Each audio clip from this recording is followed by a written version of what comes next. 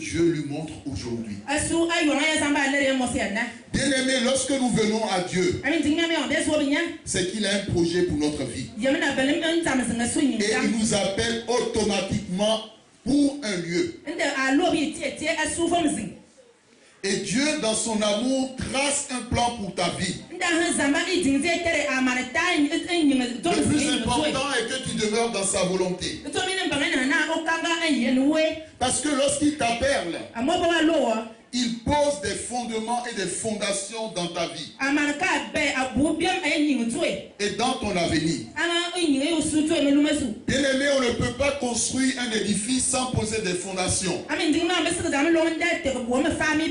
Donc comprends, lorsque tu viens au Seigneur Jésus-Christ, l'Éternel pose en toi des fondements. Il pose en toi des fondations pour la vie et pour la bénédiction.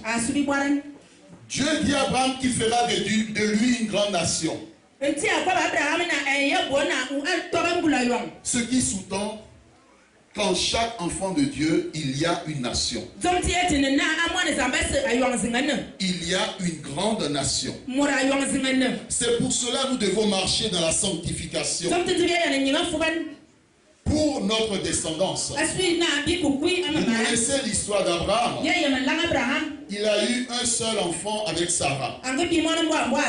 Mais de cet enfant, il y a eu Jacob. Et son frère Ésaü.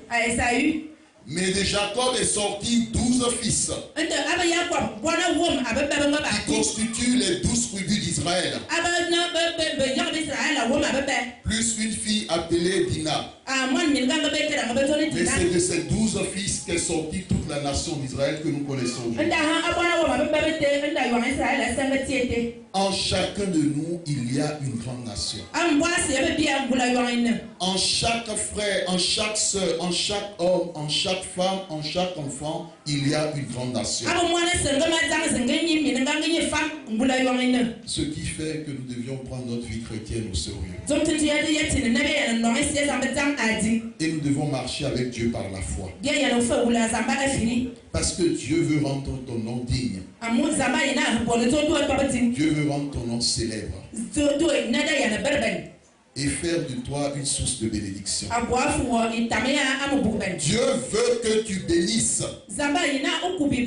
Pas que tu maudisses ton prochain. Ou bien que tu le jalouses.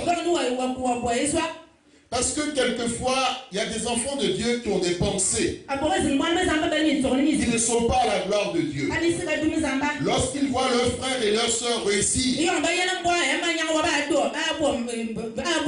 au lieu de lever la main droite vers le ciel et rendre grâce à Dieu, ils se disent, mais qu'est-ce qu'elle veut nous montrer? Qu'est-ce qu'il veut nous montrer? Tout ça, c'est quoi, mais? Bien-aimé, lorsque tu as ce type de pensée, je ne pense pas que tu sois un enfant de Dieu. Parce que c'est Dieu qui a béni le frère. C'est Dieu qui a béni la sœur. C'est ton Dieu qui les a bénis.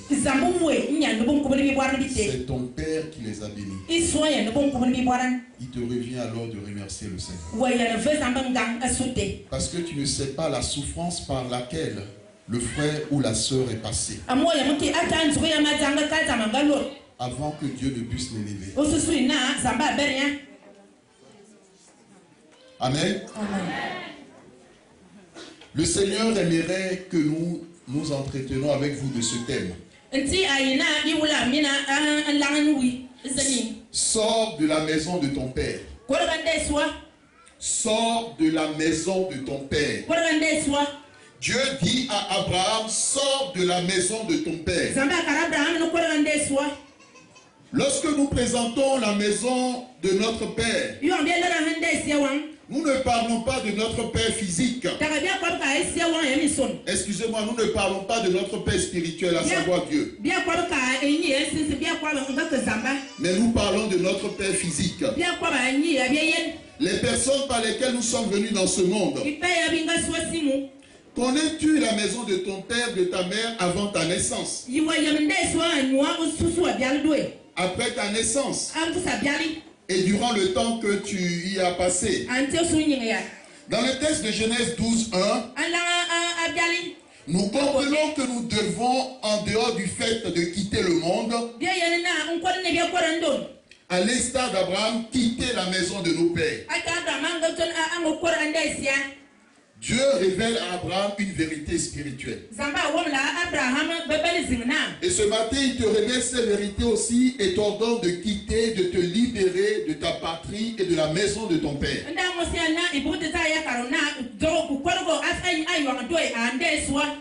En effet, toute famille chrétienne, avant d'obtenir la nationalité de Dieu,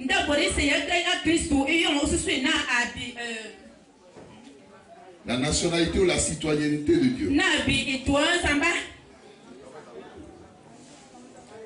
je dirais l'identité du royaume de Dieu. Donc avant que nous soyons citoyens célestes, nous avons tous auparavant une identité. Nous appartenons à une famille avant d'être membres de la famille de Dieu. Nous avons des noms spirituels qui déterminaient notre vie et notre avenir.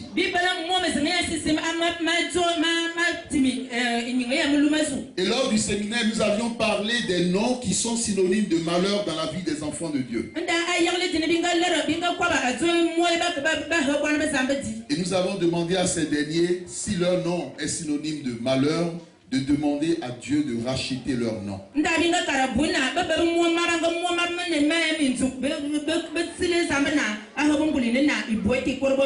Qu'ils essayent d'en savoir le sens des noms de famille qu'ils portent. Le sens des prénoms. Il n'est pas possible qu'un enfant de Dieu donne à son enfant Judas ou le nom de Judas. Parce que la Bible dit que cette personne est maudite pour toujours. Amen. Amen. Bien-aimé, l'apôtre Paul, avant qu'il ne puisse entrer dans la ville d'Éphèse,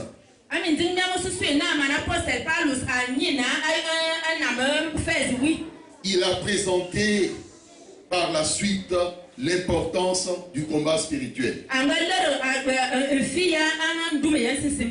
Lorsqu'il a rencontré le Seigneur et entrant dans la ville d'Athènes, il sentait en lui-même son esprit s'irriter. Parce que la ville d'Athènes était pleine d'idoles.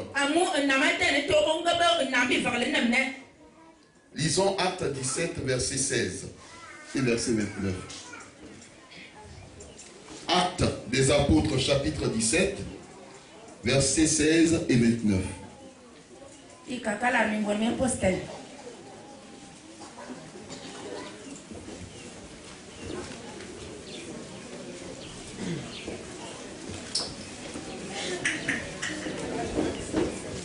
Acte 17, à partir du verset 16, il est écrit, je lis au nom de Jésus. Lisez le verset 16 et ensuite le verset 29.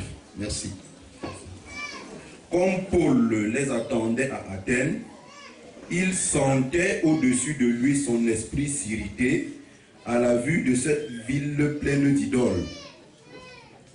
Au verset 29, il est écrit, ainsi donc, étant de la race de Dieu, nous ne devons pas croire que la divinité soit semblable à de l'or, à de l'argent ou à de la pierre, sculptée par l'art et l'industrie de l'homme. Amen. Amen. Bien-aimés, dans chaque contrée, rue, l'apôtre Paul ne rencontrait que des idoles à Athènes. Comprenons que tout pays, toute patrie et toute famille, avant la réception de l'évangile, s'est tourné vers les idoles. tes ancêtres se sont tournés vers les idoles.